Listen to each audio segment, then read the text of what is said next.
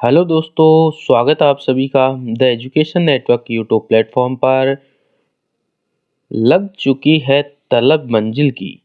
लग चुकी है तलब मंजिल की, अब खुद को आग में झोंकना होगा। ये ठोकरें कहती है मारा जाएगा, हौसला कहता है देख लेंगे। आइए दोस्तों, राम राम आप सभी को। चलिए शुरुआत करते हैं वीकली करंट अफेयर्स की। 8 से 15 नवंबर 2025 के जितने भी महत्वपूर्ण क्वेश्चन होंगे उन पर अपन चर्चा करेंगे। आज का मोटिवेशनल क्योट जो आपको ऊर्जावान बनाएगा, चेहरे पर मुस्कान लाएगा। माँ तेरे पसीने की बूंद को मोती सा चमकाऊंगा, तो सपने बड़े देखना माँ, पूरा करके तेरा शेर शेरनी दिखलाएगा। आइए दोस्तों, शुरुआत करते हैं। प्रथम क्वेश्चन है, यूएन की वैश्विक ग्रीन हाउस गैस उत्सर्जन रिपोर्ट 2024 के अनुसार किस देश में उत्सर्जन में सर्वाधिक वृद्धि 2.3% दर्ज की गई? तो ऑप्शन बी इसका दोस्तों राइट आंसर हो जाएगा। बात करें अपन दोस्तों यूएनओ के द्वारा, जो यूएनओ है इसका दोस्तों 16वां संस्करण चल रहा है।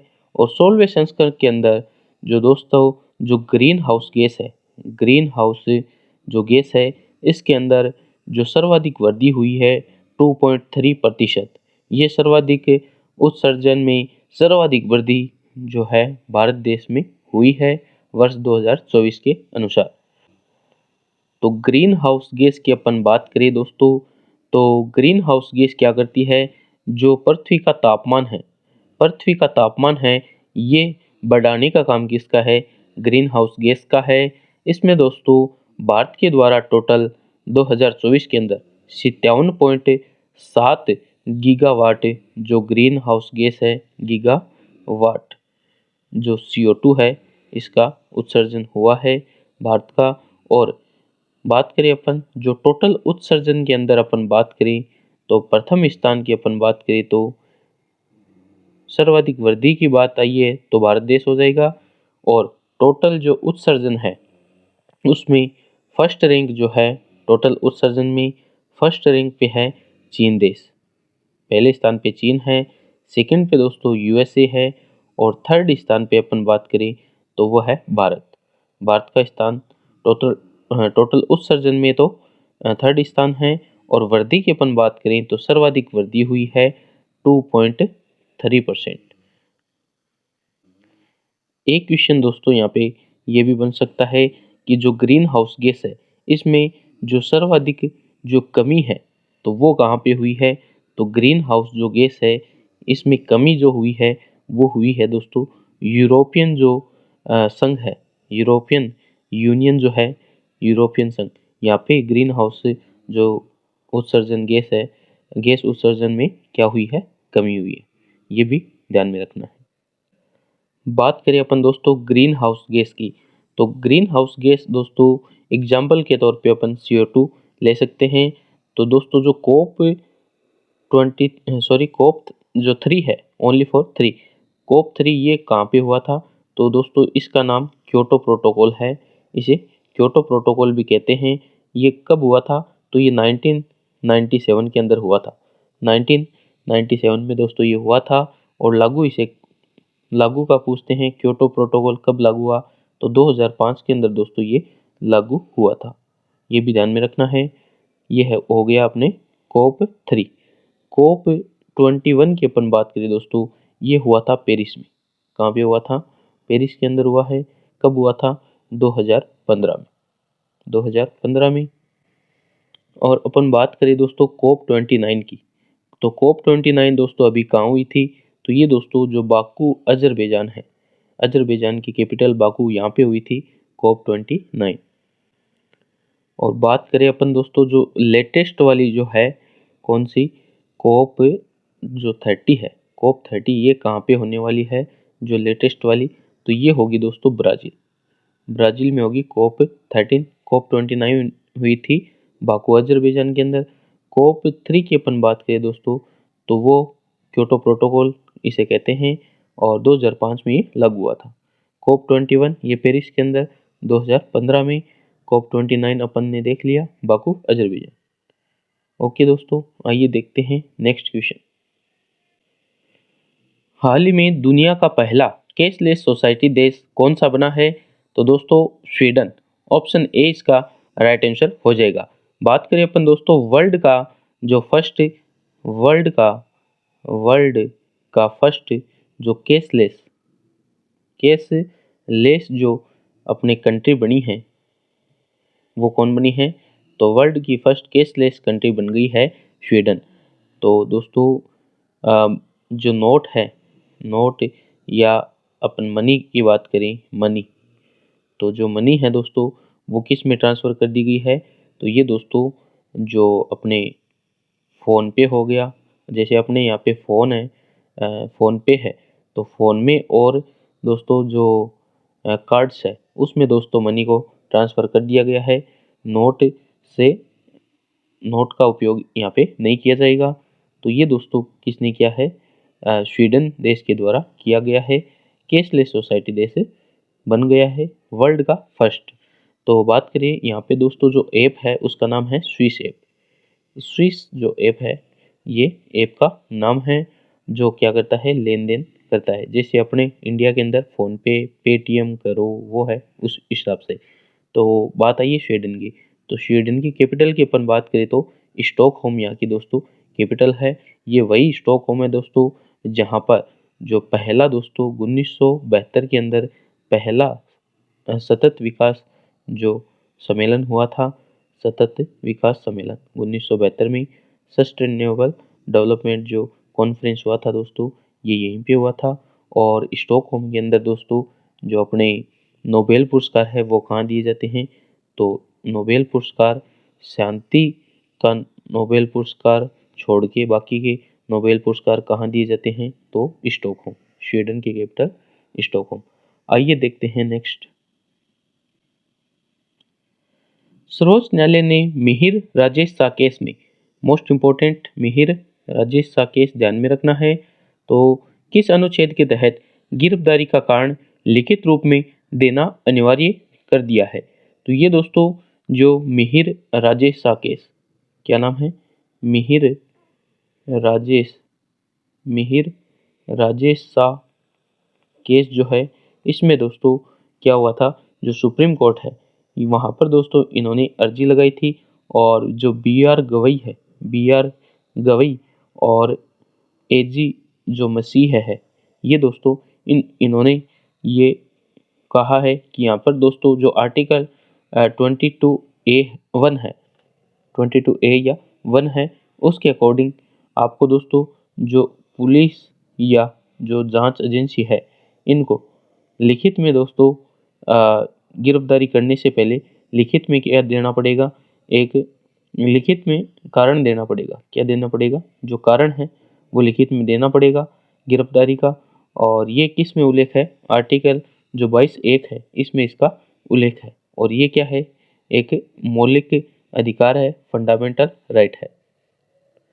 तो इसका आंसर हो जाएगा ऑप्शन सी। ऑप्शन दोस्तों ए की अपन बात करें आर्टिकल 20, तो इसमें दोस्तों जो उल्लेख है मौलिक अधिकार का कि जो व्यक्ति है उसको जो स्वयं के विरुद्ध जो गवाही है, स्वयं के विरुद्ध गवाही देने के लिए बाध्य नहीं कर सकते। क्या नहीं कर सकते? स्वयं के लिए जो गवाही देने के लिए बाध्य नहीं कर सकते। तो यहाँ पे जो उल्लेख है कि अपराधी है जो उसको स्वयं के विरुद्ध गवाही देने के लिए क्या नहीं कर सकते? बाध्य नहीं कर सकते। अपराधी अपन नहीं कह सकते दोस्तों, अपराधी तो जो फैसला आता है उसके बाद अपराधी होता है। गिरफ्तार जो व्यक्ति है उसको स्वयं के विरुद्ध गवाही देने के लिए बाध्य नहीं कर सकते। और एक क्वेश्चन दोस्तों यहाँ पे ये भी बन सकता है, जो आर्टिकल 20 है इसमें लिखा हुआ है कि एक जो अपराध है उसके लिए एक दंड मिलेगा, एक अपराध के लिए एक दंड। तो ये दोस्तों अपन ने देखा है जो मिहिर राजेश सा केस है इसके बारे में। इसमें दोस्तों जो बी आर गवई है और एजी मसीह हैं इनके द्वारा सुप्रीम कोर्ट का जो फैसला आया है कि पुलिस और या जांच एजेंसी है वो किसी को भी गिरफ्तार करने से पहले लिखित में क्या है? कारण देना अनिवार्य है। तो ऑप्शन सी तो इसका राइट आंसर हो जाएगा। अन्य ऑप्शन की अपन बात करते हैं तो आर्टिकल 21 की अपन यदि बात करें तो इसमें दोस्तों आर्टिकल 21। तो इसमें दोस्तों जो है प्राण एवं दैहिक स्वतंत्रता, प्राण एवं दैहिक स्वतंत्रता, इसका उल्लेख किसमें है? तो ये एक मौलिक अधिकार है, प्राण एवं दैहिक स्वतंत्रता। और इसमें दोस्तों जो अपने कई अधिकार हैं, जैसे विदेश में जाने का अधिकार, विदेश जाने का अधिकार इसमें है। पर्याप्त नींद लेने का, भाई साहब, पर्याप्त नींद लेने का अधिकार किसमें है? तो नींद दाब के ले सकते हो आप आर्टिकल 21 के अकॉर्डिंग। और जो शिक्षा है, शिक्षा का अधिकार, ये भी आपको पता है, मोस्ट इम्पोर्टेंट है। जो 21A है, आर्टिकल 21A के अंदर शिक्षा पाने का अधिकार है। और मेडिकल का अधिकार और जो निजता का अधिकार है, ये भी किसमें है? आर्टिकल 21 में है। तो बात करें अपन दोस्तों आर्टिकल 22 की, यदि अपन बात करते हैं तो आर्टिकल 22 में क्या है? तो आर्टिकल 22 के अंदर दोस्तों अपन बात करें तो यहाँ पे है दोस्तों निवारक निरोध, जो प्रिवेंटिव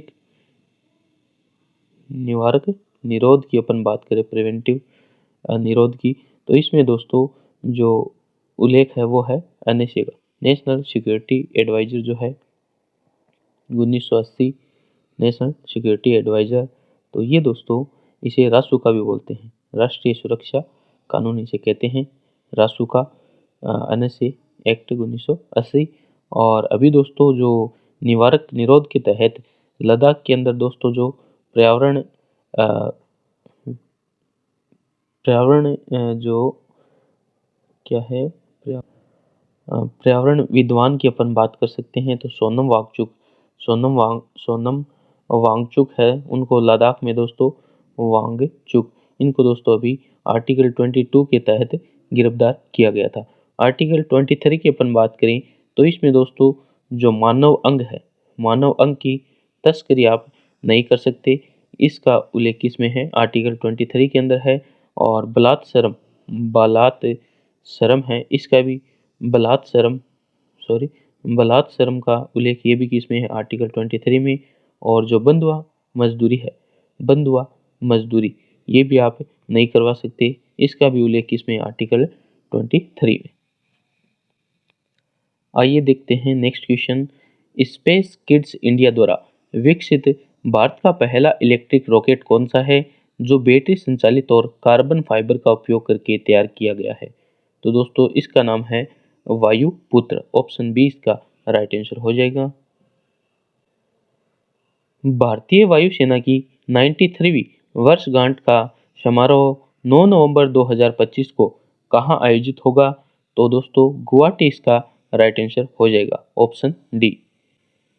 तो इसका राइट आंसर हो जाएगा दोस्तों गुवाहाटी, असम, ऑप्शन डी।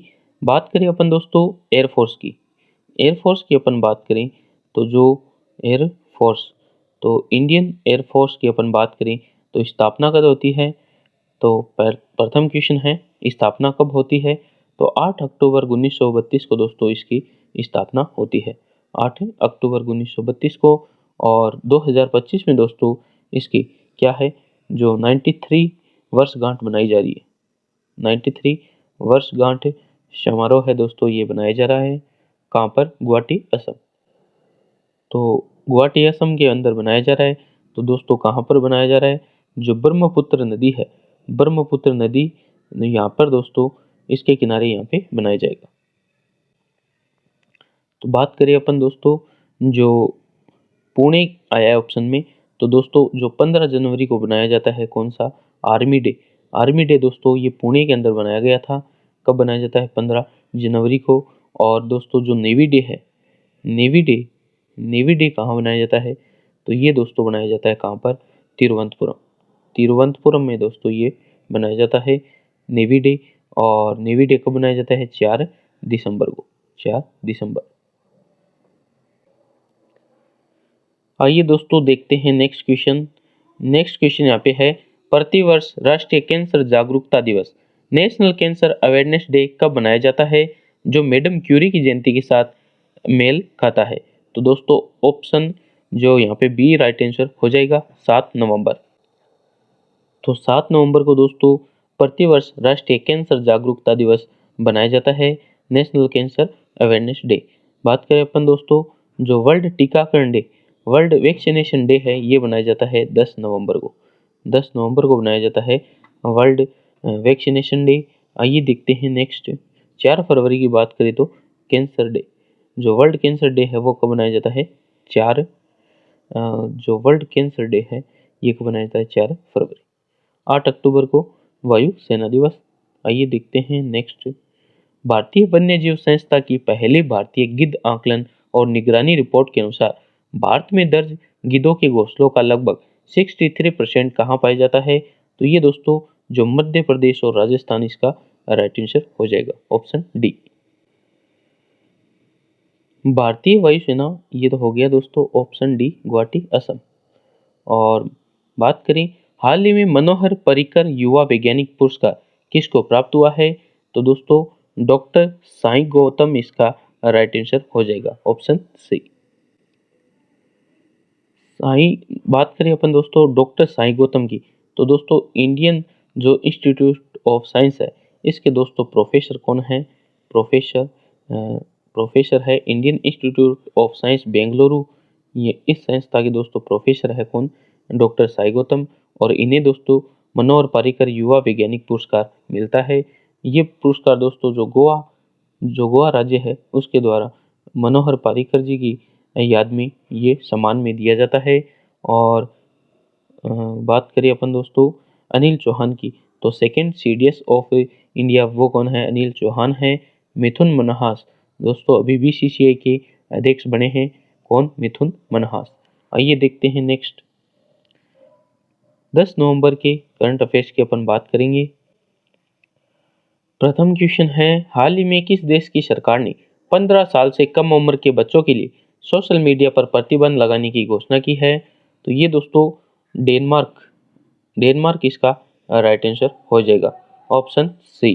तो दोस्तों डेनमार्क ने दोस्तों अभी घोषणा की है कि जो 15 वर्ष से जो कम उम्र के बच्चे हैं उन पर जो सोशल मीडिया जो साइट है इन पे क्या किया गया है? बैन लगाया है, यूज पे बैन लगाया है। किसको? जो 15 ईयर से कम उम्र के बच्चे हैं उनको। स्नैपचैट हो गया, स्नैपचैट, यूट्यूब और इंस्टाग्राम, ये दोस्तों क्या किया गया है? बैन किया गया है। रीजन क्या है कि दोस्तों जो 15 ईयर से कम उम्र के बच्चे हैं उन पर दोस्तों जो मानसिक तनाव है वो इस पे क्या डालता है? उनके शारीरिक विकास पे जोर डालता है। तो ये दोस्तों क्या किया गया है? सोशल मीडिया जो प्लेटफॉर्म है इन पर प्रतिबंध लगाया गया है 15 ईयर से कम उम्र के बच्चों पर। और अभी दोस्तों रिसेंट के अंदर ऑस्ट्रेलिया ने भी दोस्तों जो 16 वर्ष से कम उम्र के बच्चे हैं उनको क्या किया गया था? सोशल मीडिया पर प्रतिबंध लगाने की घोषणा की थी। डेनमार्क की अपन बात करें, डेनमार्क की कैपिटल की बात करें तो कोपनहेगन दोस्तों यहाँ की कैपिटल है। और जटलैंड जो प्रायद्वीप है ये भी डेनमार्क में। आइए देखते हैं next question. Conference of party COP number 30 जो 10 से 21 नवंबर 2025 तक आयोजित होगा, कहाँ पर होगा? तो ये दोस्तों कोप 30 की अपन बात करें तो ये कहाँ पर होने वाला है? तो ये दोस्तों ऑप्शन सी, जो यहाँ पे बेलम ब्राजील है, ब्राजील का दोस्तों शहर है बेलम। यहाँ पर दोस्तों बेलम नामक स्थान पर दोस्तों ये नवंबर में 10 से 21 नवंबर 2025 को कोप 30 का आयोजन होगा। आइए दोस्तों बात करते हैं अपन कोप की अपन बात करें तो कोप की फुल फॉर्म होती है दोस्तों कॉन्फ्रेंस ऑफ पार्टी कोप की फुल फॉर्म होती है। और ये दोस्तों जो कोप कॉन्फ्रेंस ऑफ पार्टी है ये कौन कराता है? तो UNFCCC जो है ये दोस्तों जो क्लाइमेट चेंज है ये एक संगठन है दोस्तों। इसके द्वारा जो क्लाइमेट चेंज को क्या करना है? रोकना इसका उद्देश्य है और सब्जेक्ट मान सकते हैं। और दोस्तों ये कहाँ पर इसका हेडक्वार्टर? जो वोन जर्मनी है, वोन जर्मनी के अंदर दोस्तों इसका हेडक्वार्टर है। और जो सदस्य देश होते हैं दोस्तों इधर आ जाइए, जो सदस्य देश हैं सदस्य देश है ये दोस्तों इसमें पार्टिसिपेट करते हैं, मीटिंग होती है। तो ये दोस्तों अपन बात करें क्लाइमेट चेंज पर, इसका काम होता है। कोप जो कॉन्फ्रेंस ऑफ पार्टी है इसका, और सदस्य देश है जो इस मीटिंग में भाग लेते हैं। और बात करें अपन कोप जो 1 हुआ था, कोप 1 हुआ था, ये सर्वप्रथम कहाँ पे हुआ था? तो ये दोस्तों जो जर्मनी की राजधानी है बर्लिन, बर्लिन जो जर्मनी की राजधानी है, यहाँ पे कोप 1 होता है दोस्तों। और कोप 3 की अपन बात करें, कोप 3 जिसे अपन ने पहले भी देखा था क्लास में, जिसे क्योटो प्रोटोकॉल भी कहते हैं दोस्तों। ग्रीन हाउस गैस है, ग्रीन हाउस गैस, इसको कम करना इसका उद्देश्य है। और इसका मेन जो लोगो ही दोस्तों क्लाइमेट चेंज या क्लाइमेट चेंज को रोकना इसका उद्देश्य है। और 2005 में दोस्तों जो क्योटो प्रोटोकॉल है ये क्या होता है? लागू होता है। उसके बाद दोस्तों कोप 28 हमारे लिए इम्पोर्टेंट है। नेक्स्ट क्वेश्चन ये बनेगा कि कोप 8 है ये कहाँ हुआ था? तो ये दोस्तों 2002 के अंदर जो दिल्ली है, दिल्ली भारत के अंदर दोस्तों कोप 8 हुआ था 2002 के अंदर। उसके बाद यदि अपन बात करें, नेक्स्ट क्वेश्चन यहाँ पे बनेगा कोप 21 का। तो कोप 21 दोस्तों ये हुआ था पेरिस में, 2015 के अंदर पेरिस में हुआ था। उसके बाद दोस्तों कोप 28 की अपन बात करें तो ये हुआ था दोस्तों दुबई के अंदर। और उसके बाद अपन बात करें कोप 29, तो कोप 29 है ये दोस्तों 2024 के अंदर हुआ था। कहाँ पर?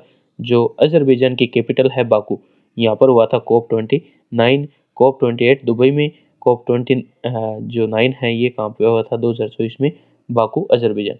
अब दोस्तों कोप 30 है ये कहाँ पे हो रहा है? ये हो रहा है ब्राजील के बेलम शहर में। आइए दोस्तों देखते हैं नेक्स्ट क्वेश्चन। ये अपन ने देख लिया है UNFCCC के सदस्य देशों की मीटिंग होती है, और जिसका मुख्य उद्देश्य जलवायु परिवर्तन यानी क्लाइमेट चेंज को क्या करना होता है? कंट्रोल करना होता है। कोप 30 का फोकस जो है वो है समझौते से कार्रवाई तक रहने वाला, ये इसका फोकस है। आइए देखते हैं नेक्स्ट। यहाँ पे क्वेश्चन बना है 100 अरब डॉलर के कुल कारोबार बाजार पूंजीकरण को पार करने वाला भारत का पहला सरकारी बैंक कौन सा बना है? तो दोस्तों ये दोस्तों जो SBI State Bank of India, state Bank of जो इंडिया है, ये दोस्तों भारत का पहला सरकारी बैंक है। भारत का जो फर्स्ट गवर्नमेंट बैंक है दोस्तों, जो 100 अरब डॉलर, कितना? जो 100 जो है अरब डॉलर, 100 अरब डॉलर प्लस दोस्तों क्या है? इसका बाजार पूंजीकरण है, या इसको अपन दोस्तों बाजार पूंजीकरण है। मार्केट जो कैपिटल मार्केट कैपिटलाइजेशन दोस्तों बाजार पूंजीकरण, जिसे दोस्तों अपन कारोबार भी कह सकते हैं, कारोबार। तो 100 अरब डॉलर के कुल कारोबार को पार करने वाला भारत का पहला सरकारी बैंक बन गया है SBI। तो दोस्तों जो मार्केट कैपिटलाइजेशन या बाजार पूंजीकरण है ये क्या होता है? तो ये दोस्तों जो शेयर की संख्या, जो कंपनी है उसके शेयर की जो संख्या है, नंबर ऑफ शेयर गुणा शेयर की जो प्राइस है, शेयर की जो कीमत है, इसका मल्टीप्लाई जो होता है दोस्तों शेयर की संख्या, नंबर ऑफ शेयर और गुणा शेयर की कीमत, प्राइस ऑफ शेयर, ये दोस्तों होता है बाजार पूंजीकरण। तो पहला दोस्तों भारत का सरकारी बैंक बना है SBI, और सरकारी बैंक बना है। तो वैसे दोस्तों प्राइवेट के अंदर अपन देखें तो फर्स्ट स्थान पे दोस्तों है रिलायंस है, और सेकंड जो था वो था HDFC, और ये बना है दोस्तों अब कौन सा? SBI, जो पहला सरकारी बैंक है 100 अरब डॉलर पार करने वाला। तो इसका राइट आंसर हो जाएगा दोस्तों जो SBI State Bank of India, option B. आइए देखते हैं SBI का दोस्तों जो ब्रांड एम्बेसडर है वो भी अपने को ध्यान में रखना है, MS धोनी, महेंद्र सिंह जो धोनी है दोस्तों, ये है SBI के brand ambassador. State Bank of India Bharat का पहला सरकारी बैंक बन गया है, जिसका बाजार पूंजीकरण जो मार्केट कैपिटलाइजेशन या मार्केट कैप है 100 अरब डॉलर से अधिक हो गया है। ये भारत का पहला सरकारी बैंक है। हालांकि समग्र रूप से बाजार पूंजीकरण के मामले में रिलायंस जो कंपनी है वो 225 अरब डॉलर से अधिक है और एचडीएफसी बैंक इससे आगे है। आइए देखते हैं नेक्स्ट।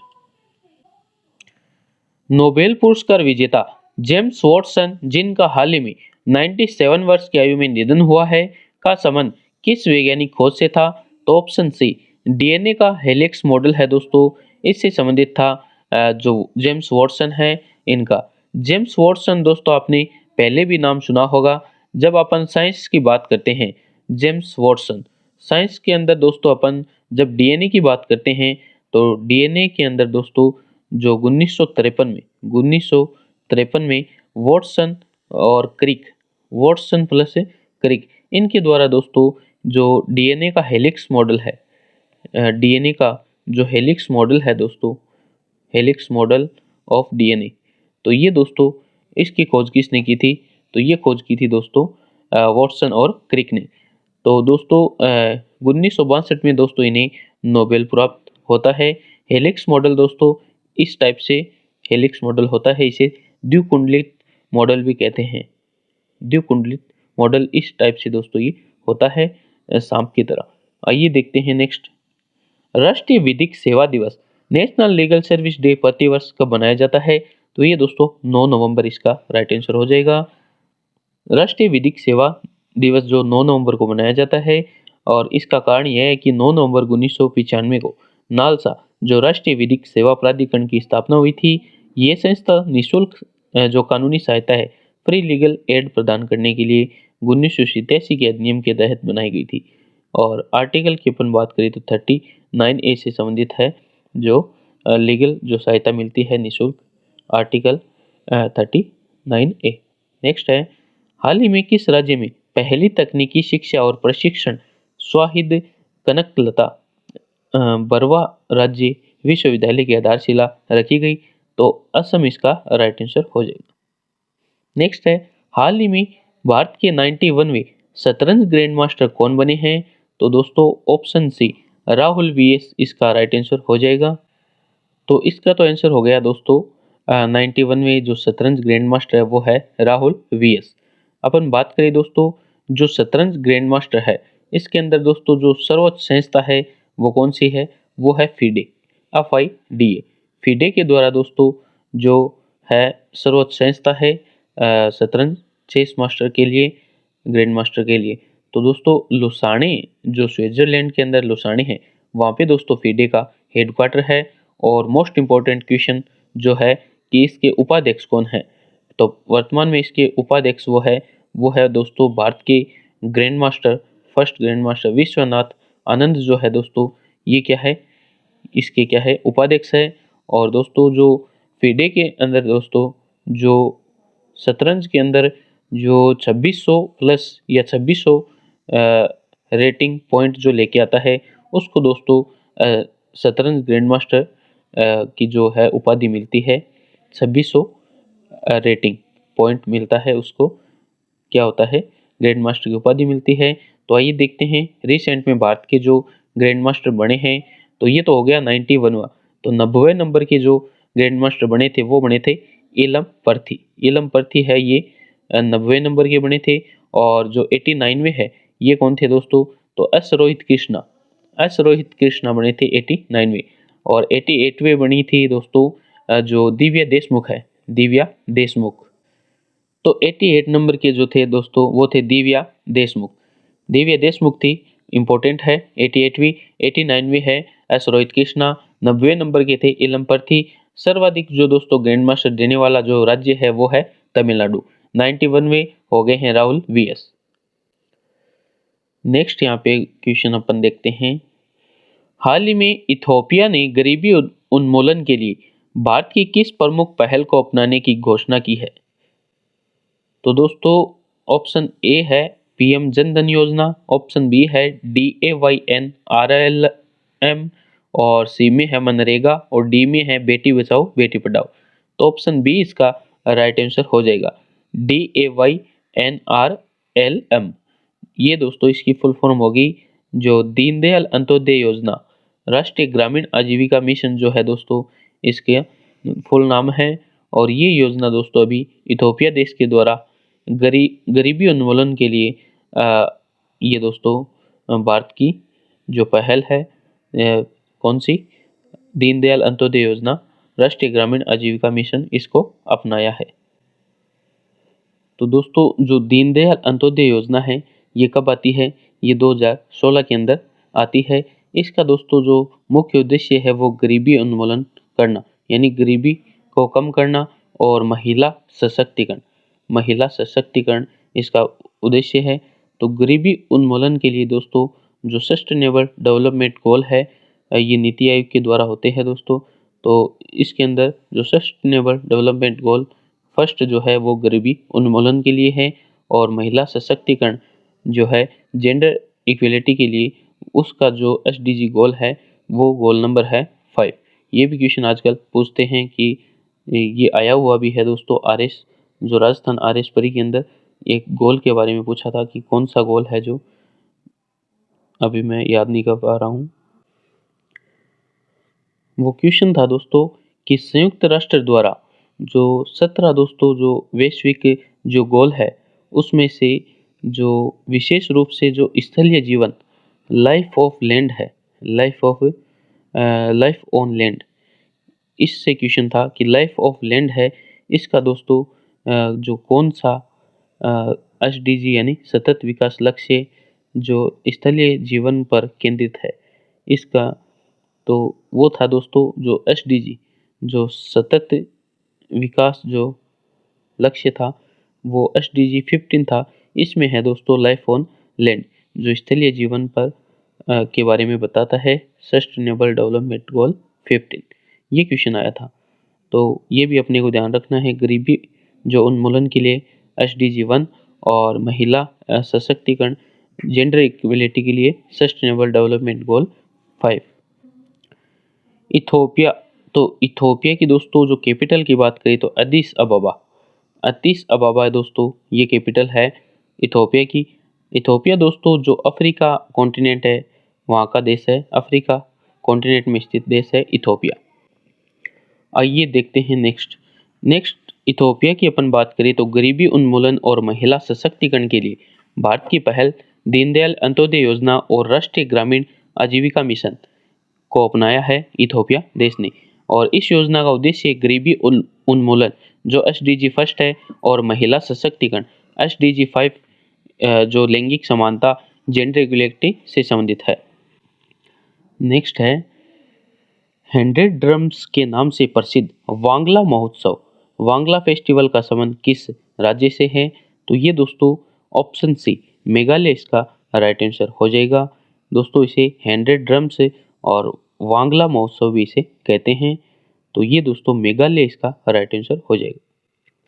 एक और दोस्तों यहाँ पे मेघालय का मोस्ट इम्पोर्टेंट फेस्टिवल है जिसका नाम है नोग्रेम जो फेस्टिवल है दोस्तों, ये भी कहाँ का है, ये भी मेघालय राज्य का है, और जो खासी समुदाय है, खासी समुदाय के द्वारा ये बनाया जाता है। गारो खासी जयंतियाँ दोस्तों जो जनजाति है और पहाड़ियाँ हैं वे कहाँ पर पाई जाती है, मेघालय राज्य में पाई जाती है। आइए देखते हैं नेक्स्ट प्रमुख त्योहारों की अपन बात करें तो वांगला महोत्सव दोस्तों मेघालय हो गया, खजुराहो महोत्सव मध्य प्रदेश में मनाया जाता है, सरहुल महोत्सव ये दोस्तों झारखंड। आइए देखते हैं मैप के अकॉर्डिंग अपन देखेंगे दोस्तों, ये हो गया दोस्तों एक सेकंड सही से बनाते हैं थोड़ा, ये दोस्तों एकदम परफेक्ट तो नहीं बैठेगा लेकिन अपन ट्राई करेंगे। ये है दोस्तों इस हिसाब से ये भारत देश हो गया, भारत देश के अंदर दोस्तों अपन देखते हैं यहाँ पर ये भारत का मैप मान लो आप, थोड़ा सा सही तो नहीं बैठा है लेकिन अपन मान लो मेघालय की लोकेशन दोस्तों यहाँ पर है, तो मेघालय के अंदर यहाँ पे हो गया दोस्तों वांगला महोत्सव। उसके बाद मध्य प्रदेश यहाँ पे MP है, यहाँ पे है दोस्तों खजुराहो महोत्सव। उसके बाद सरहुल जो झारखंड है दोस्तों, झारखंड यहाँ पे सरहुल फेस्टिवल बनाया जाता है, और MP के अंदर मांडू और खजुराहो महोत्सव यहाँ पे बनाया जाता है। एक तो मांडू हो गया, मांडू और खजुराहो, तो ये दोस्तों मध्य प्रदेश। नेक्स्ट अपन बात करें हरेला की बात करें तो उत्तराखंड के अंदर हरेला बनाया जाता है, हरेला पर्व, हरेली त्योहार ये मनाया जाता है दोस्तों छत्तीसगढ़ के अंदर हरेली त्योहार, और दोस्तों जो अपने आंध्र प्रदेश है, आंध्र प्रदेश यहाँ पे है दोस्तों, आंध्र प्रदेश, यहाँ पे आंध्र प्रदेश और इधर है दोस्तों कर्नाटका। तो यहाँ पे दोस्तों उगादी त्योहार जो है यहाँ पे बनाया जाता है, उगादी। और असम के अंदर दोस्तों, जो असम यहाँ पे है असम, तो असम के अंदर दोस्तों बिहू, बिहू त्योहार, बिहू, भोगली बिहू, ये दोस्तों कहाँ पे बनाया जाता है, भोगली, बोहांग बिहू असम के अंदर। अम्बुबाची मेला, अम्बुबाची मेला ये भी असम के अंदर। और केरल की अपन बात करें, यहाँ पे है दोस्तों केरल, तो केरल के अंदर दोस्तों जो ओणम फेस्टिवल है, ओणम, ये दोस्तों केरल के अंदर मनाया जाता है। विशु नववर्ष के रूप में दोस्तों, विशु नववर्ष के रूप में मनाया जाता है। और मध्य प्रदेश में हो गया खजुराहो और मांडू। और उसके बाद नागालैंड के अंदर दोस्तों यहाँ पे हॉर्नबिल हो गया। और बोनालू दोस्तों, बोनालू भी इम्पोर्टेंट है, तेलंगाना के अंदर दोस्तों बोनालू बनाया जाता है। पुष्कर मेला, ये दोस्तों राजस्थान के अंदर पुष्कर मेला, पुष्कर मेला राजस्थान के अंदर। और यहाँ पे तमिलनाडु के अंदर जल्लीकट्टू महोत्सव बनाया जाता है। उड़ीसा के अंदर अपन बात करें तो इधर तो हो गया वेस्ट बंगाल, यहाँ पे है दोस्तों उड़ीसा। तो उड़ीसा के अंदर दोस्तों बनाया जाता है अपनी कौन सा, जो रथ यात्रा है और दुर्गा पूजा वेस्ट बंगाल के अंदर। उसके बाद अपन बात करें कोणार्क, कोणार्क जो नृत्य है और कोणार्क सूर्य मंदिर है, ये भी उड़ीसा के अंदर है। राजस्थान में पुष्कर मेला, गणगौर, तीज, ये दोस्तों, और अंतर्राष्ट्रीय ऊंट महोत्सव ये राजस्थान में बनाया जाता है। तेलंगाना में अपने जो बोनालू और बत्तुखंबा है, ये तेलंगाना में बनाया जाता है। आइए देखते हैं नेक्स्ट 11 नवंबर के मोस्ट इंपोर्टेंट क्वेश्चंस। बहुपक्षीय अभ्यास मालाबार 2025 कहाँ आयोजित हो रहा है, जिसमें भारत की ओर से आईएनएस सह्याद्री प्रतिनिधित्व करेगा। तो ये दोस्तों ऑप्शन सी गुआम इसका राइट आंसर हो जाएगा। गुआम के अंदर दोस्तों जो मालाबार एक्सरसाइज है, मालाबार एक्सरसाइज 2025, ये दोस्तों किन देशों के मध्य होता है, तो इंडिया, यूएस, जापान और दोस्तों जो ऑस्ट्रेलिया है, इन 4 देशों के मध्य दोस्तों मालाबार एक्सरसाइज होती है। और ये दोस्तों जो है अपने 2025 में दोस्तों ये गुआम जो है, गुआम जो कहाँ पर है, प्रशांत जो महासागर है, प्रशांत महासागर, जो प्रशांत महासागर, यहाँ पे दोस्तों एक देश है गुआम, वहाँ पर दोस्तों ये एक्सरसाइज स्टार्ट हो रही है। और ये एक्सरसाइज दोस्तों जो नेवी है, नौसेना है, नौसेनाओं के द्वारा के मध्य दोस्तों ये एक्सरसाइज होती है। और भारत की ओर से जो दोस्तों आईएनएस सह्याद्री है, आईएनएस सह्याद्री दोस्तों इसमें पार्टिसिपेट करेगी, भाग लेगी। और ये दोस्तों एक क्वाड जो 4 देश है, यूएस, जापान, ऑस्ट्रेलिया और भारत, ये दोस्तों क्वाड मेंबर भी हैं। ये चारों देश क्या है, क्वाड मेंबर है। तो बात आई है दोस्तों एक्सरसाइज की, तो अपन बात करें दोस्तों भारत और यूएसए के मध्य जो महत्वपूर्ण एक्सरसाइज होती है उनकी बात करें। कई बार क्वेश्चन यहाँ से ही पूछते हैं कि भारत और यूएस के मध्य निम्न में से जो एक्सरसाइज है उसका नाम पूछ लेते हैं, तो ये किस देश के मध्य है, तो दोस्तों साल्वेक्स, साल्वेक्स एक्सरसाइज भारत और जो साल्वेक्स भारत और यूएसए के मध्य है। और वज्र प्रहार, वज्र प्रहार ये भी भारत और यूएस के मध्य है। और दोस्तों जो टाइगर ट्रंप है, टाइगर ट्रंप, ये भी एक्सरसाइज किसके मध्य है, भारत और यूएस। और कोप, जो कोप इंडिया है, कोप इंडिया, ये भी भारत और यूएस के मध्य एक्सरसाइज है। और जापान और भारत के मध्य दोस्तों जो महत्वपूर्ण एक्सरसाइज है जिसका नाम है धर्म गार्जियन, धर्म गार्जियन किसके मध्य है, भारत और जापान के मध्य, ये भी ध्यान में रखना है। आइए देखते हैं नेक्स्ट क्वेश्चन। इसरो ने मंगल ग्रह की सतह पर भारत के पहले प्रयास के रूप में मंगलयान 2 को कब तक लॉन्च करने की घोषणा की है, तो दोस्तों 2030 तक जो इसरो ने मंगलयान की ग्रह की सतह पर भारत के पहले प्रयास के रूप में मंगलयान 2 को लॉन्च करने की घोषणा की है, ऑप्शन बी। तो ये है दोस्तों भारत का मंगलयान 2 मिशन। तो प्रथम जो मिशन है मंगलयान, जो फर्स्ट मिशन है, ये भारत ने कब लॉन्च किया था, तो क्वेश्चन बन सकता है 2013 के अंदर दोस्तों भारत के द्वारा ये मंगलयान फर्स्ट मिशन लॉन्च किया जाता है। ये दोस्तों एक ऑर्बिटर मिशन था जो मंगल की जो कक्षा है उसमें क्या कर रहा था, मंगल की कक्षा में चक्कर लगाने का एक मिशन था। तो मंगल की कक्षा में चक्कर लगाया था। तो इसकी रॉकेट जो थी वो कौन सी थी, जो लॉन्च व्हीकल था, तो वो था पीएसएलवी 25 ये दोस्तों इसमें रॉकेट थी। और जो मंगलयान मिशन दोस्तों जो था, मंगलयान फर्स्ट, इसमें दोस्तों जो अपन ने लॉन्च किया था और भारत को सफलता मिली थी। इसलिए दोस्तों इस उपलक्ष्य में जो 2000 का नोट था, 2000 का जो नोट था दोस्तों, उसमें जो मंगलयान जो था उसका दोस्तों चित्रण किया गया था। और ये दोस्तों जो मंगलयान मिशन है, ये दोस्तों कहाँ से लॉन्च किया गया था? जो सतीश धवन केंद्र श्री हरिकोटा जो सतीश धवन हरिकोटा है, वहाँ से दोस्तों ये आंध्र प्रदेश में है, वहाँ से ये लॉन्च किया गया था। अब दोस्तों 2030 में जो वी नारायण जी है, जो दोस्तों आपको नाम ध्यान में रखना है, वी नारायण जी, वी नारायण, ये दोस्तों इसरो के वर्तमान में चेयरमैन हैं। तो इनके द्वारा दोस्तों घोषणा की गई है कि 2030 तक मंगल जो यान 2 है, ये मिशन भारत के द्वारा लॉन्च किया जाएगा। और ये दोस्तों जो भारत का पहला प्रयास होगा जो कि मंगल की सतह पर उतरेगा, मंगल की सतह पर उतरने वाला ये भारत का प्रथम प्रयास रहेगा।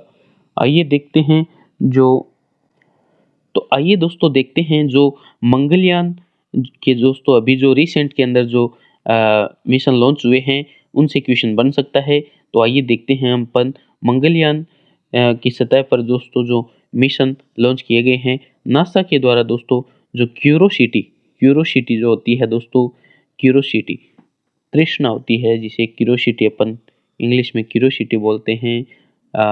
क्यूरोसिटी मिशन ये दोस्तों नासा के द्वारा मंगलयान मिशन, मंगल ग्रह के लिए मिशन लॉन्च किया गया था, क्यूरोसिटी मिशन नासा के द्वारा। और परसिवरेंस दोस्तों जो है ये रोवर, परसिवरेंस रोवर, ये भी दोस्तों नासा का था। रोवर का काम दोस्तों घूमना होता है, रोवर। और अपन बात करें एक तियानवेन, ये तो नाम से आपको पता चल रहा है तियानवेन, ये दोस्तों चीन के द्वारा मंगल मिशन लॉन्च किया गया था जिसका नाम रखा था तियानवेन। आइए देखते हैं नेक्स्ट। यूनेस्को और भारत ने परिवर्तनकारी तकनीकी व्यावसायिक शिक्षा और प्रशिक्षण पहल कहाँ शुरू की? तो ये दोस्तों दक्षिणी सूडान इसका राइट आंसर हो जाएगा, ऑप्शन सी। नेक्स्ट है, हाल ही में भारत किस संगठन में पर्यवेक्षक ऑब्जर्वर के रूप में शामिल हुआ जिसकी स्थापना ब्राजील ने की और जो उष्णकटिबंधीय वृक्षों के संरक्षण के लिए एक कोष है? तो ये दोस्तों ऑप्शन बी, जो ट्रॉपिकल फॉरेस्ट फॉरएवर फैसिलिटी, इसका राइट आंसर हो जाएगा। आइए देखते हैं नेक्स्ट क्वेश्चन है, हाल ही में minute math third intercontinental ballistic missile का परीक्षण किस देश ने किया? तो संयुक्त राज्य अमेरिका इसका राइट आंसर हो जाएगा। नेक्स्ट है, टाइम आउट के सिटी लाइफ इंडेक्स 2025 में किसे एशिया के सबसे खुशहाल शहर का खिताब प्राप्त हुआ है? तो ऑप्शन सी इसका राइट आंसर हो जाएगा, मुंबई। नेक्स्ट है, हाल ही में किस देश ने इब्राहिम अकॉर्ड्स में शामिल होने की घोषणा की? तो दोस्तों कजाकिस्तान इसका राइट आंसर हो जाएगा। नेक्स्ट है, पहला बिम्स्टेक भारत समुद्री अनुसंधान नेटवर्क सम्मेलन का आयोजन कहाँ पर हुआ है? तो ऑप्शन बी, कोच्चि इसका राइट आंसर हो जाएगा। 18वीं अर्बन मोबिलिटी इंडिया सम्मेलन में किसे सर्वश्रेष्ठ सार्वजनिक परिवहन प्रणाली बेस्ट पब्लिक ट्रांसपोर्ट सिस्टम का पुरस्कार मिला है? तो ये दोस्तों प्राप्त हुआ है चेन्नई को, ऑप्शन ए।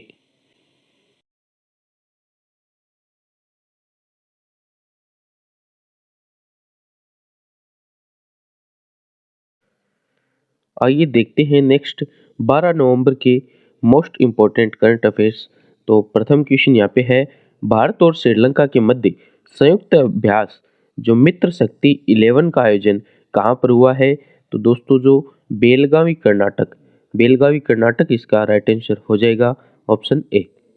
बेलगांव तो आपको सुना ही होगा दोस्तों, बेलगांव भी कहाँ पे है? कर्नाटक में है, जहाँ पर 1924 में महात्मा गांधी ने जो राष्ट्रीय कांग्रेस सम्मेलन की अध्यक्षता की थी।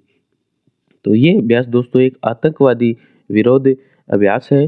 तो भारत की ओर से इसमें दोस्तों जो राजपूत रेजिडेंस, कौन सी?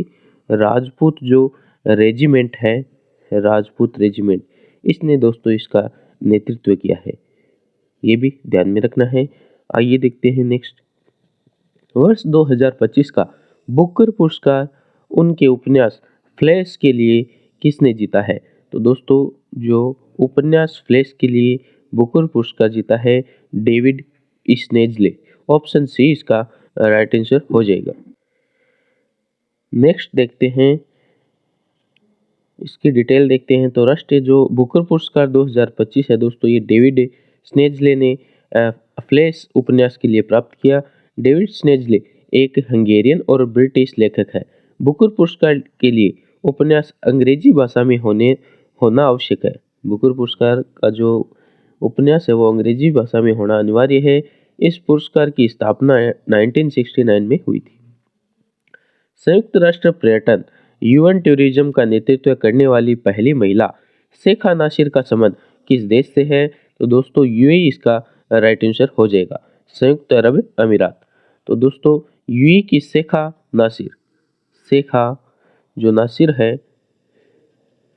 संयुक्त राष्ट्र पर्यटन का नेतृत्व करने वाली पहली महिला बनी है। नेक्स्ट है, डब्ल्यूएचओ ने हाल ही में किसी अफ्रीकी महाद्वीप के देशों में रिफ्ट वैली बुखार, रिफ्ट वैली फीवर के प्रकोप की पुष्टि की है? तो दोस्तों ऑप्शन बी जो सेनेगल और मोरतानिया है, इसका राइट आंसर हो जाएगा। नेक्स्ट है, भारत के यूपीआई ने रियल टाइम सीमा पार भुगतान, real time cross border payment के लिए किस देश के बेनिफिट के साथ साझेदारी की है? तो बेरिन इसका दोस्तों राइट आंसर हो जाएगा। तो ऑप्शन ए इसका राइट आंसर हो जाएगा, बेरिन।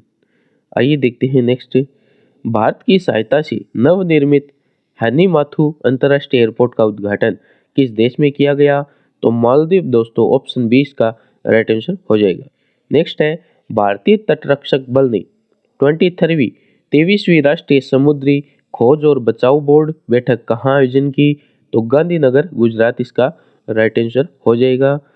तो दोस्तों वीडियो काफ़ी लंबा हो जाएगा, इसलिए जो डिटेल मुझे लगेगा, डिटेल कहाँ बतानी है वहाँ मैं अपने आप ही बता दूंगा। आइए देखते हैं नेक्स्ट, राष्ट्रीय शिक्षा दिवस नेशनल एजुकेशन डे प्रतिवर्ष कब मनाया जाता है? तो 11 नवंबर दोस्तों, इसका राइट आंसर हो जाएगा। बहु विवाह निषेध विधेयक जो 2025 है, प्रोविशन ऑफ पॉलीगेमी बिल 2025 को किस राज्य सरकार ने मंजूरी दी? तो असम इसका राइट आंसर हो जाएगा, ऑप्शन बी। 13 नवंबर के मोस्ट इंपोर्टेंट करंट अफेयर्स के क्वेश्चन। तो पहला क्वेश्चन है, ओजोन परत को नष्ट करने वाले पदार्थ पर मॉन्ट्रियल प्रोटोकॉल के पक्षकारों की 37वीं बैठक MOP 37 हाल ही में कहाँ आयोजित हुई? तो आइए देखते हैं दोस्तों, जो ओजोन परत को नष्ट करने वाले पदार्थों पर मॉन्ट्रियल प्रोटोकॉल की बैठक होती है और इस बार 37वीं बैठक हुई है। MOP मॉन्ट्रियल जो ओजोन, ओ से ओजोन ध्यान में रखना है, मॉन्ट्रियल ओजोन प्रोटोकॉल। तो 37वीं बैठक है दोस्तों। तो ये कहाँ पर हुई है, ये अपने को देखना है।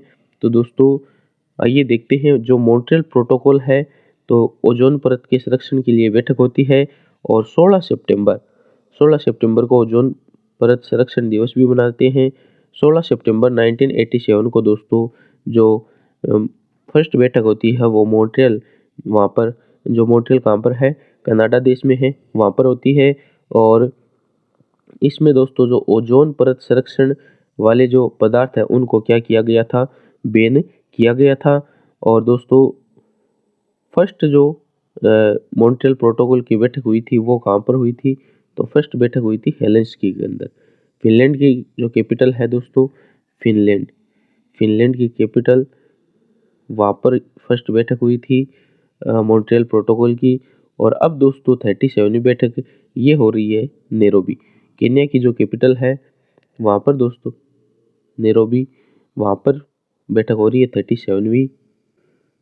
तो नैरोबी में दोस्तों एक हेडक्वार्टर है, किसका है? जो यूएनईपी का हेडक्वार्टर कहाँ पर है? नैरोबी केन्या के अंदर है। यूएनईपी की अपन फुल फॉर्म की बात करें तो यूनाइटेड नेशन इन्वायरमेंटल प्रोग्राम दोस्तों इसकी फुल फॉर्म है। आइए देखते हैं नेक्स्ट,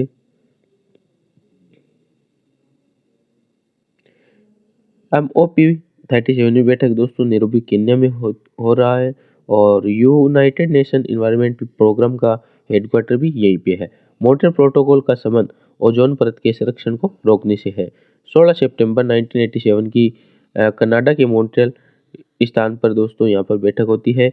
मॉप 36 ये दोस्तों बैंकॉक थाईलैंड में होती है। आइए देखते हैं नेक्स्ट क्वेश्चन। जर्मन वॉच की जलवायु सूचकांक 2026 में वर्ष 1995 से 2024 की अवधि के लिए भारत को कौन सा स्थान प्राप्त हुआ है? तो दोस्तों जो जलवायु जोखिम सूचकांक है, जलवायु जोखिम सूचकांक ये कौन जारी करता है? प्रथम क्वेश्चन बनेगा जलवायु जोखिम सूचकांक जारी कौन करता है? तो दोस्तों जर्मन वॉच जो जर्मनी के बोन में दोस्तों स्थित है, वहाँ पर हेडक्वार्टर है, उसके द्वारा दोस्तों ये जारी किया जाता है और भारत को दोस्तों इसमें 9वां स्थान प्राप्त हुआ है, ऑप्शन सी। तो जर्मन वॉच है जो जलवायु जोखिम सूचकांक जारी करता है दोस्तों और 9वां स्थान भारत को मिल चुका है। आइए देखते हैं जो मोस्ट इम्पोर्टेंट जो सूचकांक है जिनसे क्वेश्चन बनता ही बनता है, तो वो क्वेश्चन अपन एक बार सूचकांक के बारे में अपन देखें तो भारत को दोस्तों जो सर्वप्रथम जो सस्टेनेबल डेवलपमेंट गोल है उसकी अपन बात करी, नवाचार जो सूचकांक सतत जो विकास सूचकांक है उसमें भारत की रैंक जो है 99वीं है। नवाचार जो नवाचार में अपन बात करें इनोवेशन, तो इनोवेशन में 38वीं रैंक है। बात करें अपन हेनले पासपोर्ट इंडेक्स में बात की रैंक कौन सी है? तो 85वीं है, 85 बात करें अपन प्रतिस्पर्धा के अंदर, जो प्रतिस्पर्धा है इसमें भारत की रैंक कौन सी है? तो 41 है। अपन बात करें हैप्पीनेस इंडेक्स की, जो खुशहाली है, खुशहाली के अंदर दोस्तों भारत की रैंक है 118। तो बात करें अपन दोस्तों जो हंगर इंडेक्स है, हंगर के अंदर दोस्तों जो भूखमरी है, भूखमरी सूचकांक में भारत की रैंक है 102। और जो बात करें भ्रष्टाचार करप्शन की अपन बात करें करप्शन, तो भ्रष्टाचार में भारत की रैंक है दोस्तों 96। और बात करें अपन जो जेंडर गैप इंडेक्स है, जेंडर गैप इंडेक्स इसमें भारत की रैंक है दोस्तों 131। और पीस के अंदर अपन बात करें जो शांति सूचकांक है इसमें भारत की रैंक दोस्तों कौन सी है? 115। तो ये भी ध्यान में रखना है। जो एसडीजी के अंदर 99, नवाचार इनोवेशन के लिए इसमें है 38, हेनले पासपोर्ट इंडेक्स 85, प्रतिस्पर्धा के अंदर दोस्तों 41, हैप्पीनेस इंडेक्स में 118 हो गई। और बात करें अपन जो शांति सूचकांक है इसमें 115वीं, जो भूखमरी है इसमें 102वीं रैंक है, करप्शन में बात करें तो 96 है। और बात करें अपन जेंडर गैप इंडेक्स इसमें है 131। आइए देखते हैं नेक्स्ट क्वेश्चन। ये हो गया दोस्तों जलवायु जोखिम सूचकांक 2026 को जर्मन वॉच जो जर्मनी के बोन में स्थित है द्वारा जारी किया गया। 1995 से 2024 के बीच हुई चरम मौसमी जो घटनाओं जैसे बाढ़, भूकंप, चक्रवात के आंकड़े लेता है और इस सूची में भारत को 9वां स्थान प्राप्त हुआ है। प्रभावित देशों में शीर्ष पर जो डोमिनिका रहा है। नेक्स्ट यहाँ पे है भारत और वियतनाम की सेनाओं के बीच छठा सैन्य अभ्यास विनबेक्स 25 कहाँ पर शुरू हुआ? तो दोस्तों इसका राइट आंसर जो है वो हो जाएगा हनोई, ऑप्शन बी इसका राइट आंसर हो जाएगा। हनोई दोस्तों वियतनाम की कैपिटल है, वियतनाम है इसकी कैपिटल है हनोई। और बात करें अपन एक अन्य एक्सरसाइज जो सागर कवच है, सागर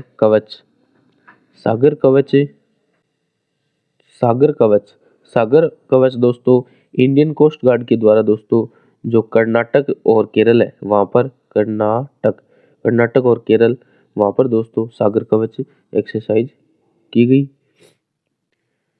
आइए देखते हैं नेक्स्ट। अर्थ शॉट पुरस्कार 2025 के विजेताओं की घोषणा कहाँ की गई? तो दोस्तों रियो जो ब्राजील के अंदर है वहाँ पर दोस्तों रियो के अंदर घोषणा की गई अर्थ शॉट पुरस्कार। ब्राजील के रियो के अंदर दोस्तों जो विजेता है उनके ब्राजील की कंपनी री डॉट जो ग्रीन है ब्राजील की कंपनी रीडॉट ग्रीन, अमेज़न वन संरक्षण के लिए और कोलंबिया के कार्लोस फर्नांडो इसमें दोस्तों शामिल है। तो रियो के अंदर अर्थशॉट पुरस्कार की घोषणा की गई है। नेक्स्ट, वर्ष 2024 के लिए छठे राष्ट्रीय जल पुरस्कारों में किस राज्य को सर्वश्रेष्ठ राज्य का पुरस्कार प्राप्त हुआ? तो महाराष्ट्र, ऑप्शन सी इसका राइट आंसर हो जाएगा। सेकंड पे अपन बात करें तो दोस्तों गुजरात है वो सेकंड स्थान पे रहा है और हरियाणा है जो ये रहा है थर्ड। तो ये दोस्तों जो राष्ट्रीय जलवायु पुरस्कार है छठा, उसमें दोस्तों फर्स्ट स्थान पे महाराष्ट्र, सेकंड पे गुजरात और थर्ड पे हरियाणा रहा है। नवी मुंबई को दोस्तों जो सर्वश्रेष्ठ शहरी निकाय का अवार्ड भी प्राप्त हुआ है, ये भी ध्यान में रखना है। और जो ये पुरस्कार दिए जाते हैं जल पुरस्कार, इसकी घोषणा दोस्तों जल शक्ति मंत्रालय के द्वारा की जाती है। और जो CR पाटिल है, CR पाटिल, ये दोस्तों वर्तमान में क्या है, जल एवं शक्ति मंत्रालय इनके पास है। नेक्स्ट है, हाल ही में रियल क्राफ्ट पोर्टल किस मंत्रालय द्वारा लॉन्च किया गया? तो मत्स्य मंत्रालय जो है दोस्तों, मत्स्य पालन मंत्रालय, ऑप्शन बी इसका राइट आंसर हो जाएगा। नेक्स्ट है, हाल ही में केंद्र सरकार ने किस राज्य के पारंपरिक लेप्चा वाद्य यंत्र को GI टैग से सम्मानित किया गया? तो आइए देखते हैं दोस्तों, जो केंद्र सरकार है उन्होंने पारंपरिक लेप्चा वाद्य यंत्र को GI टैग दिया है। तो लेप्चा जनजाति आपको यदि जीके में आपने पढ़ा होगा किस राज्य में लेप्चा जनजाति पाई जाती है। तो बात करें GI टैग मिला है दोस्तों, GI टैग। तो दोस्तों GI टैग मिला है किसको? लेप्चा वाद्य यंत्र। तो लेप्चा समुदाय दोस्तों ये कहाँ पर पाया जाता है? तो लेप्चा समुदाय सिक्किम के अंदर पाया जाता है, सिक्किम। तो सिक्किम इसका राइट आंसर हो जाएगा। सिक्किम के अंदर दोस्तों लेप्चा वाद्य यंत्र को GI टैग मिला है और लेप्चा समुदाय के द्वारा दोस्तों यहाँ पर दो वाद्य यंत्र है उनको ये GI टैग मिला है। लेप्चा समुदाय की दो वाद्य यंत्र है जिसमें एक तो हो गया दोस्तों जिसका नाम है तुगबुक हो गया। और नेक्स्ट है 2 नंबर दोस्तों जो है उसका नाम है पुमटोंग। ये दोस्तों दो वाद्य यंत्र है जिसमें ये तुंगबुक हो गया और एक पुमटोंग ये क्या है दोस्तों? ये एक बांसुरी है। पुमटोंग एक बांसुरी है और ये तुंगबुक ये भी एक वाद्य यंत्र है, तीन तार वाला वाद्य यंत्र है। इन दोनों को दोस्तों अभी GI टैग प्राप्त हुआ है लेप्चा वाद्य यंत्र को। तो सिक्किम इसका राइट आंसर हो जाएगा। अभी दोस्तों जो जनजातीय जो सम्मेलन हुआ है, व्यापार सम्मेलन कहाँ पर हुआ है? दिल्ली में। वहाँ पर दोस्तों ये GI टैग दिया गया है। और जनजातीय जो व्यापार सम्मेलन है वो किस मंत्रालय के द्वारा सेलिब्रेट किया गया? तो दिल्ली के अंदर दोस्तों संस्कृति मंत्रालय और जनजातीय मंत्रालय और जो वाणिज्य और उद्योग मंत्रालय इनके द्वारा दोस्तों ये आयोजन किया गया। और सिक्किम के लेप्चा वाद्य यंत्र को क्या मिला? GI टैग मिला है। GI टैग की अपन बात करें दोस्तों तो एक सेकेंड, GI टैग की अपन बात कर लेते हैं। तो GI टैग की अपन बात करें तो यहाँ पे दोस्तों जो है GI टैग इससे क्वेश्चन बन सकता है। तो GI टैग दोस्तों ये क्या है? ग्राफिकल इंडिकेट है। और बात करें अपन जियोग्राफिकल इंडिकेटर और वाणिज्य और उद्योग मंत्रालय के द्वारा दोस्तों ये GI टैग दिया जाता है। ये एक्ट दोस्तों 1999 के अंदर दोस्तों GI टैग का एक्ट आता है और इसे लागू दोस्तों 2003 में किया जाता है। 2003 में लागू किया जाता है और फर्स्ट जो GI टैग मिला था वो 2004 में मिला था। ये तीनों क्वेश्चन बन सकते हैं। एक्ट कब आया था और कब लागू हुआ था और फर्स्ट GI टैग कब मिला था? तो 2004 को दोस्तों जो दार्जिलिंग की चाय है, दार्जिलिंग की चाय को दोस्तों GI टैग दिया जाता है। और दार्जिलिंग की चाय कहाँ पर? जो वेस्ट बंगाल है, इसको दोस्तों फर्स्ट GI टैग मिलता है। आइए देखते हैं नेक्स्ट से पहले केंद्र सरकार ने सिक्किम के दो उत्पादों को GI टैग प्रदान किया। GI टैग में लेप्चा समुदाय से संबंधित है। इसमें एक 3 तार वाला वाद्य यंत्र जिसका नाम तुगबुक और दूसरा लेप्चा समुदाय की बांसुरी पमटोंग ये शामिल है। आइए देखते हैं नेक्स्ट। साहित्य अकादमी के बाल साहित्य पुरस्कार 2025 के लिए हिंदी भाषा में किस कृति को चुना गया? तो दोस्तों इसके अंदर जो राइट आंसर हो जाएगा वो यहाँ पे थोड़ा सा मिस है, 1/12 दोस्तों इसका राइट आंसर होगा, 1/12 12। ये दोस्तों ऑप्शन बी इसका हिंदी भाषा के अंदर जो बाल साहित्य पुरस्कार इसको मिला है।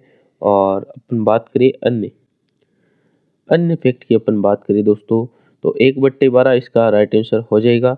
यहाँ पे 2 और है, तो 1/12 ये तो हिंदी का हो गया।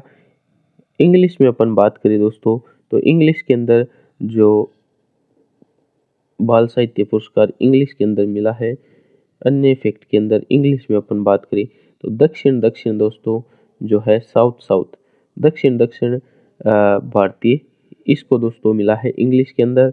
और राजस्थानी की अपन बात करें, तो राजस्थानी में दोस्तों जो पखेरुबनी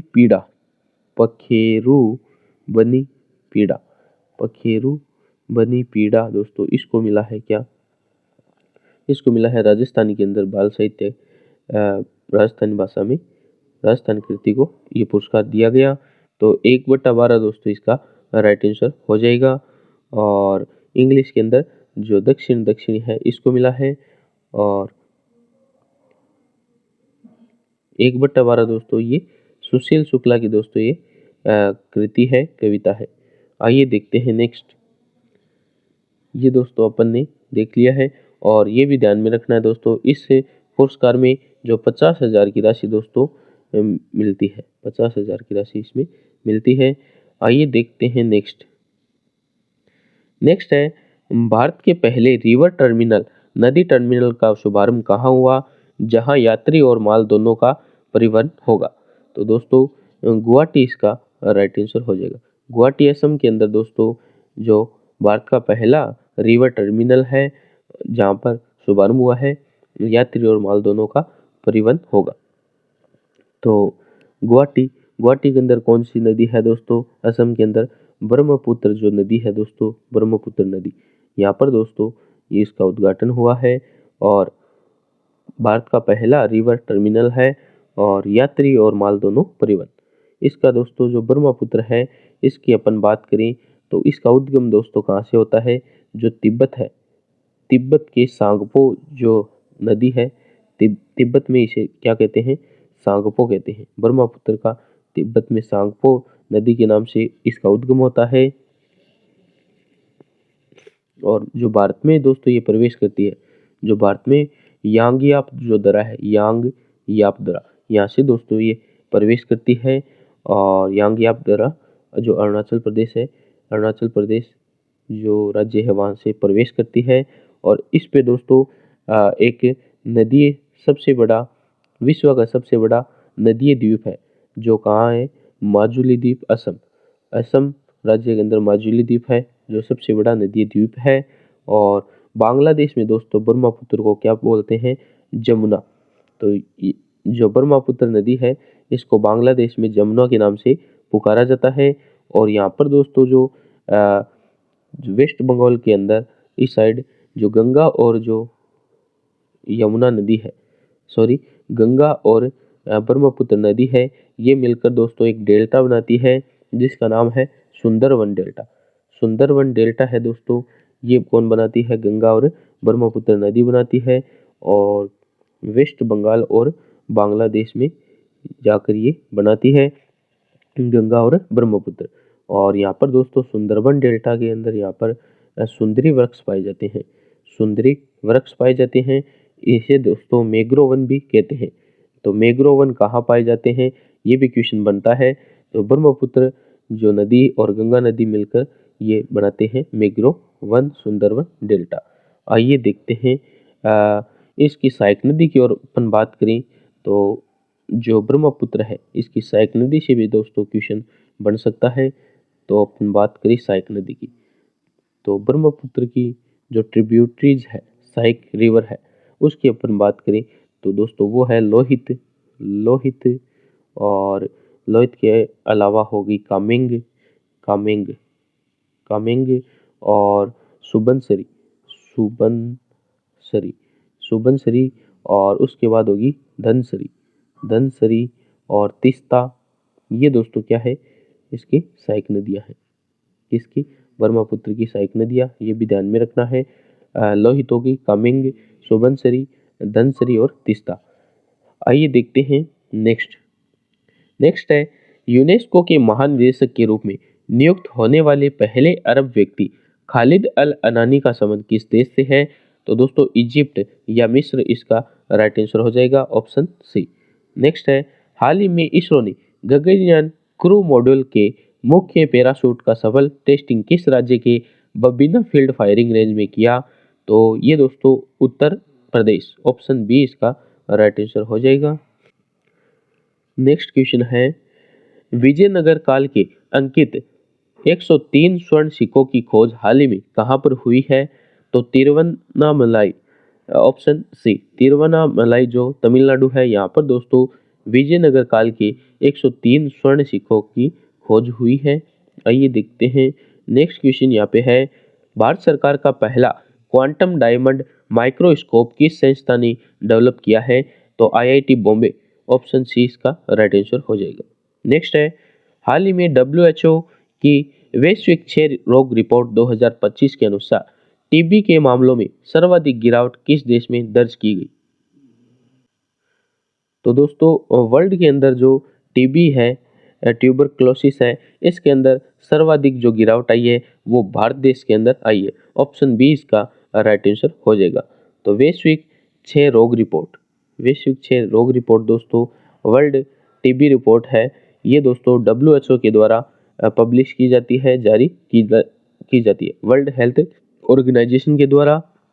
इसमें दोस्तों इंडिया है जो 2015 के अंदर क्या था, यहाँ पर जो 1 लाख व्यक्तियों पर 237 केस थे, और अब जो 2024 की रिपोर्ट आई है इसमें दोस्तों जो इंडिया है जो 1 लाख पर 187 केस, 1 लाख व्यक्तियों में 187 व्यक्तियों को टीबी है। तो विश्व में सर्वाधिक जो गिरावट आई है, विश्व में सर्वाधिक गिरावट 21% की गिरावट दोस्तों भारत में देखने को मिली है टीबी केसों में। तो आइए देखते हैं। तो और वर्ल्ड के अंदर जो एवरेज गिरावट है वो है दोस्तों, जो एवरेज गिरावट जो है वो है 12% और भारत को मिली है। भारत की सर्वाधिक गिरावट जो है वो भारत देश की है 21%। टीबी से मृत्यु दोस्तों बात करिए अपन, टीबी से जो डेथ होती है वो दोस्तों 2015 में कितनी थी, 28 थी, 1 लाख पर 28 डेथ थी, और अब जो है 2024 के अंदर जो है 21 हो चुकी है। 1 लाख व्यक्तियों में 21 व्यक्तियों की डेथ अब हो रही है। तो आइए देखते हैं टीबी की बात आई है दोस्तों, तो साइंस के अंदर दोस्तों टीबी से क्वेश्चन बनता ही बनता है। तो आइए देखते हैं।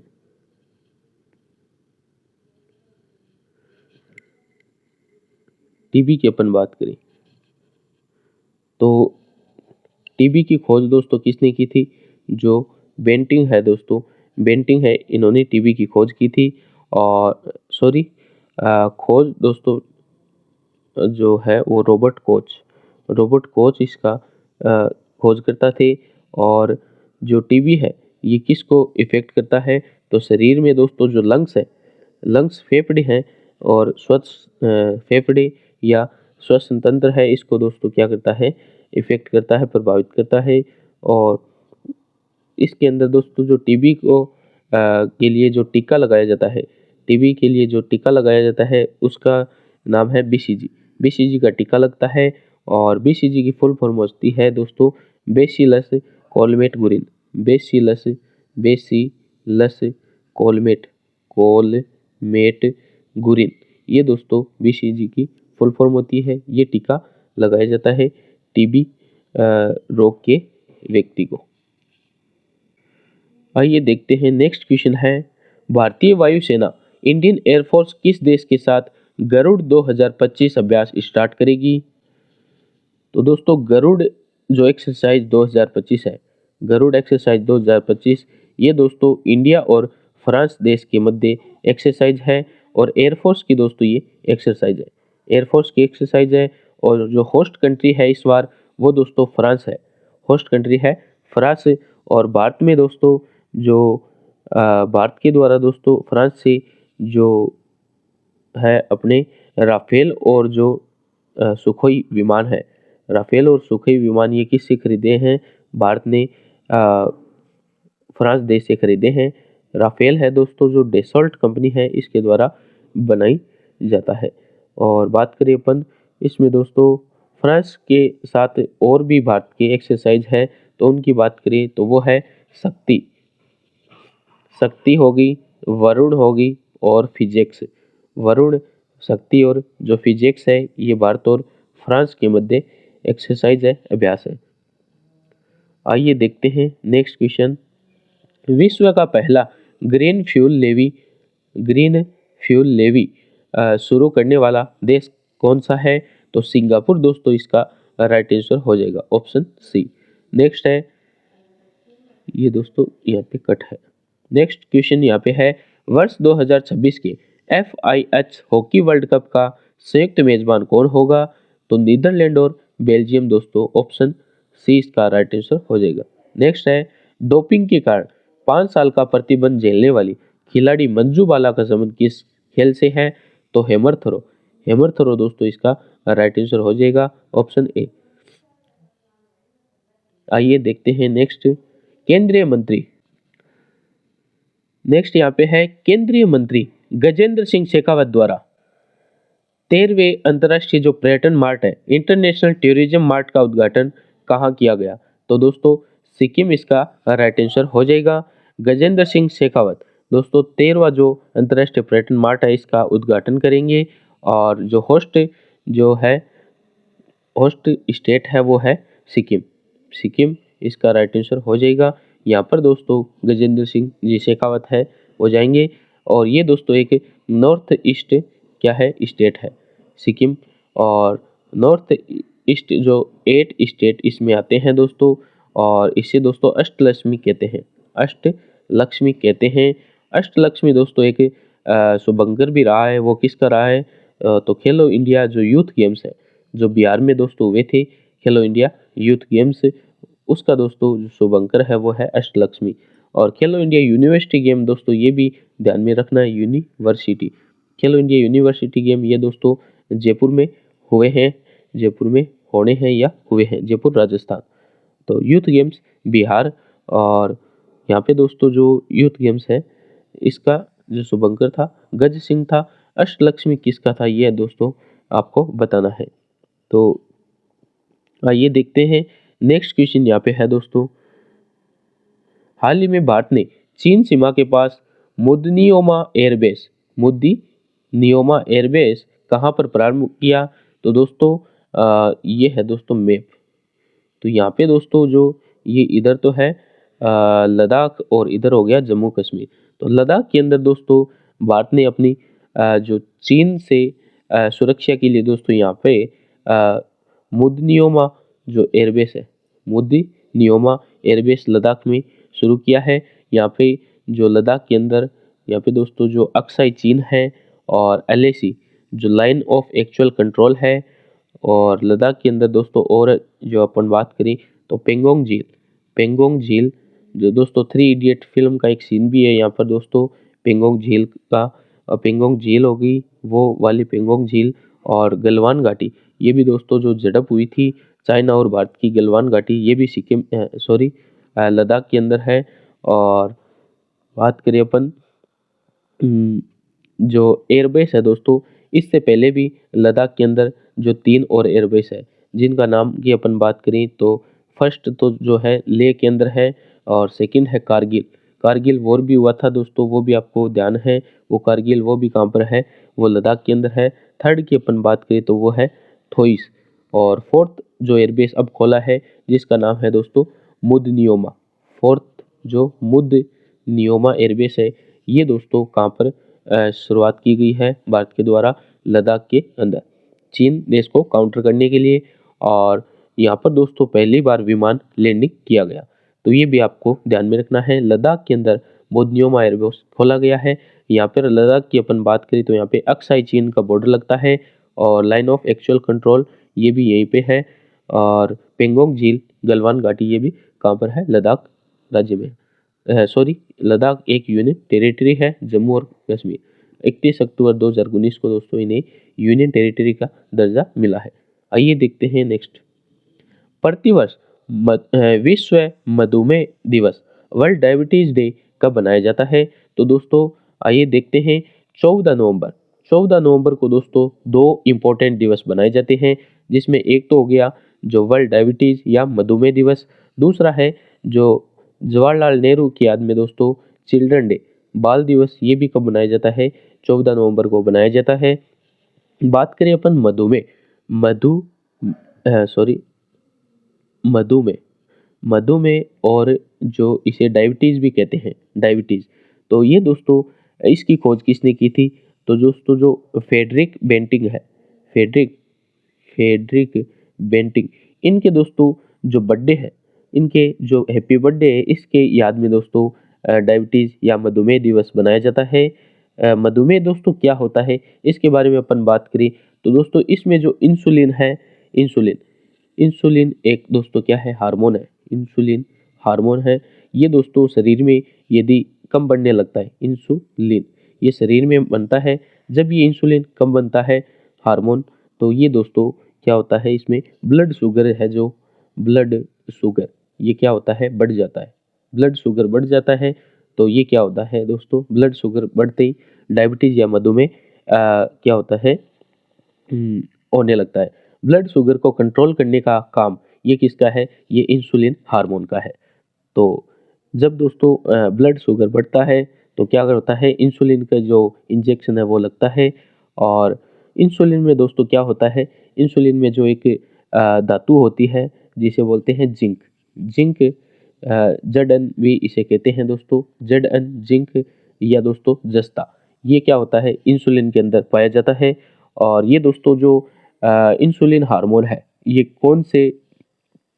कहाँ से सीक्रेट होता है? तो दोस्तों जो अग्नाशय ग्रंथि है, अग्नाशय ग्रंथि से दोस्तों ये सीक्रेट होता है, स्त्रावित होता है। और बीटा सेल में, अग्नाशय में भी ये दोस्तों बीटा सेल है, बीटा कोशिका में ये पाया जाता है। तो आइए देखते हैं दोस्तों, इसमें दोस्तों जो डायबिटीज है ये भी टू टाइप की होती है, डायबिटीज होती है, जिसमें दोस्तों एक तो जो डायबिटीज है इसमें क्या होता है? टाइप जो फर्स्ट है, टाइप फर्स्ट में तो क्या होता है? इसमें दोस्तों जो इंसुलिन के इंजेक्शन दिए जाते हैं। और जो टाइप सेकंड है, इसमें क्या होता है दोस्तों? जो लाइफ स्टाइल है अपनी, लाइफ स्टाइल, इसमें क्या होता है? लाइफ स्टाइल डिजीज होता है, जिसमें क्या होता है दोस्तों? यदि व्यक्ति हार्ड वर्क नहीं करता है तो क्या होता है? उसके blood sugar, blood pressure, sugar, ये दोस्तों ये चीज़ें होनी। तो व्यक्ति को थोड़ा हार्ड वर्क जरूर करना चाहिए, एक्सरसाइज वगैरह। तो आइए, ये था दोस्तों विश्व जो मधुमेह दिवस, इसके बारे में अपन ने देखा। 14 नवंबर को मनाया जाता है। इंसुलिन की खोज किसने की थी? इसका आंसर आपको दोस्तों कमेंट बॉक्स में बताना है। नेक्स्ट यहाँ पे है, ये थे दोस्तों 8 से 15 नवंबर के मोस्ट इम्पोर्टेंट करंट अफेयर्स के क्वेश्चन, जिसमें अपन ने दोस्तों जीके प्लस करंट अफेयर्स दोनों का अपन ने दोस्तों रिवीजन किया है। आशा करता हूँ आपको क्लास अच्छी लगी होगी। पीछे वाली क्लास का दोस्तों सवाल है कि Dada Saheb Phalke life time achievement पुरस्कार 2025 इसके विजेता कौन थे? तो दोस्तों मलयालम सुपरस्टार मोहनलाल इसका राइट आंसर हो जाएगा। ओके दोस्तों, मिलते हैं नेक्स्ट वीडियो में। थैंक यू, धन्यवाद, जय हिंद, जय भारत।